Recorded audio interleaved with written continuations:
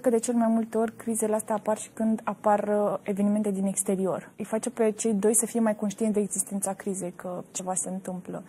Dar poate să fie criza asta și odată la 3 ani. Sau poate să fie criza atunci când apare un copil. La fel, un element din exterior.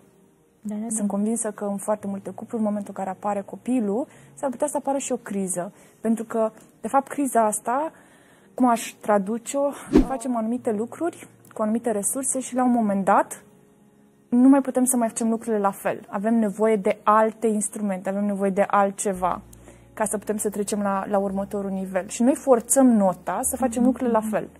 Așa interpretez eu criza. Forțând lucrurile să fie făcute la fel și atunci apare criza asta. Și criza asta cere, ok, e momentul să faci lucrurile diferit. Și la fel și în viața personală, la fel și în cuplu. E momentul să schimbi strategia.